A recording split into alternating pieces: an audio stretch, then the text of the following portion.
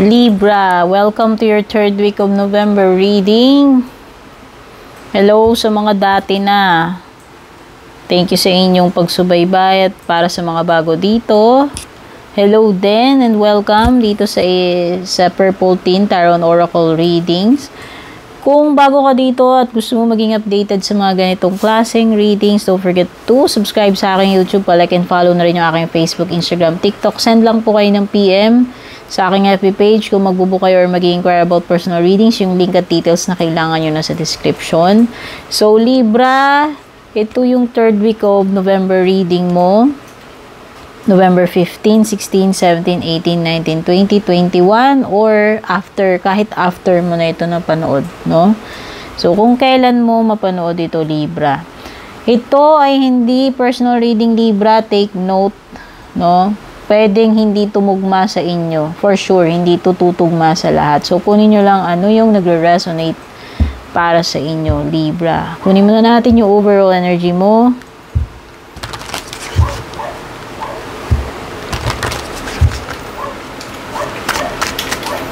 Libra, overall energy ni Libra ngayong third week. 9 of Wands. Parang napapagod ka na dito, Libra, pero you have to keep going, no? Sa tingin ko, kahit napapagod ka na, sasagarin mo hanggang saan kaya mo, no? Sabi kasi sa'yo dyan, strong ka as long as you need to be strong. So, parang wala kang choice dyan. Kapag kailangan mo maging strong, Libra, kailangan mo ibuhos lahat hanggang sa natitirang lakas mo. Lakas man ng kalooban niyang katawan. Mental strength, hindi ko alam no? Parang wala kang choice, Libra. Kailangan mo maging strong hanggat tinatawag ng sitwasyon, okay? Mukhang palaban naman yung energy mo dyan. Mukhang malakas ka, matapang ka, at try mong kayanin. So, what's next para sa iyo, Libra? Wow, Libra, ang ganda. Pwedeng love na paparating sa iyo, whether bago ito o dati na. Okay, whether you are welcoming a new person into your life or whether you are welcoming a past person, no? Okay. So, mukhang magtitiwala ka uli dito. Ibig sabihin, bubuksan mo uli yung puso mo, magmamahal ka uli, magbibigay ng second chance, or bubuksan mo yung puso mo sa bagong pagmamahal, bagong relationship, or bagong person. Depende na po sa inyo yan. Kunin nyo lang yung nagre-resonate. Ano yung outcome? Six of Swords. Wow, ang ganda, Libra. It seems that you are moving into a better situation. Whether a better job, relationship, etc. No? Ang ganda dito pa lang sa next mo, may bago. Bagong trabaho man yan, bagong jowa, bagong opportunity. Tapos yung outcome mo, yung malilipatan mo, kung saan ka patungo, Libra, ay maganda. Better na di hamak doon sa pinanggalingan mo. So, kung ano man yan, sitwasyon man yan sa love life mo, sa karir mo, sa buhay mo, at least papunta ka sa better. Ang ganda! Hindi ko na masyadong OA yan, Libra, kasi maganda yung energy mo. Ibig sabihin lang, better yung papalit, better yung kasunod sa buhay mo, yung pupuntahan mo, yung patutunguhan nito, no? At posibleng itong third week, pwedeng ganyan yung sitwasyon mo. Sa love life mo naman, Libra,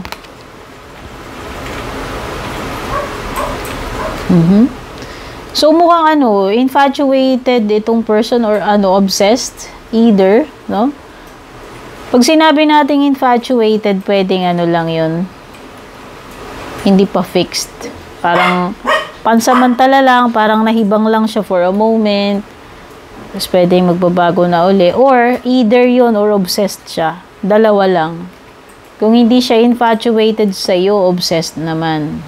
Excessive naman yung obsessed. Pag sinabi nating obsessed, sobra-sobra naman na yung attachment niya sa iyo.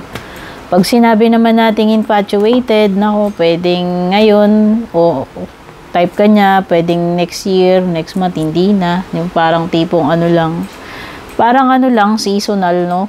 Parang gano'n na, infatuate lang. So, alin dun? Kung ano yung nagre-resonate sa inyo. Kasi, binabanggit yan dyan eh.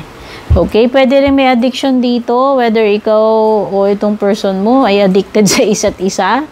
No? Baka naman kayong dalawa ay very nahuhumaling sa isa't isa, very attached sa isa't isa, or pwedeng one-sided, pwedeng yung isang person lang yung ganun sa iyo, or ikaw sa kanya, no? Hindi ko alam. Alin ba yung actual na scenario ninyo? Ano naman yung iba pang energies, Libra, na paparating sa iyo? Ngayong third week, ayun. Ayun lang, Libra, ingat ka pagdating sa pera, o baka makurot ka daw ni lobster. Okay, ano lang, hinay-hinay siguro sa paggastos. Ingat-ingat. Wag masyadong trigger happy para hindi manakit ang ulo later, no? Yun na naman yun. Maging ano lang, maging wise sa pag-i-spend, paglabas-labas ng pera. O diba, Libra, you are on the road to success. Ang ganda. Kung ano man yung patutunguhan nito, successful partnership, romantic relationship, career, negosyo, etc. O, nandun ka na sa road ng success. Papunta ka na doon, Libra. Tama yung Six of Swords. Confirmation card ito. Ang ganda. So, sure ball na yan, Libra. Maganda yung patutunguhan. Mas better. Mas okay. Closing message, advice para sa iyo, Libra. Flaunt it, Libra. Huwag mo kang mahiya. I-display mo. Kung ano man yan dapat mong i-display. No? Huwag mong itago itong mga blessings mo kasi dahil lang iniisip mo, may inggit sila sa'yo or may masasabi sila. Kasi maraming inggitero-inggitera ngayon at minsan akala ng mga tao kapag nilalabas mo yung mga blessings mo, iniisip nila agad, nagyayabang sila. Yung mga ganun tao may issue yun. Pwedeng insecure sila sa'yo, o na hindi nila maatim na umaangat ka, o maganda yung mga nare-receive mo sa buhay. Alam mo yun, pwedeng inggit. No? Kasi ano iba kagad yung tingin nila pagka nilalabas mo yung mga blessings mo. Hindi naman dahil nagbabrag ka, kundi you are proud and happy sa mga blessings mo. Okay, wag mo daw kulob ito. I-flaunt mo. Wag mo itago kung ano man itong tinutukoy na to. Hindi ko alam kung ano pang ibang bagay bukod sa blessings, pero wag mo siyang itago. Ilabas mo lang, dear. Wag mo isipin yung sasabihin ng iba, okay? I-flaunt mo lang. O, diba, Libra? Ang ganda ng reading mo. Don't forget to like and share. Take care and God bless.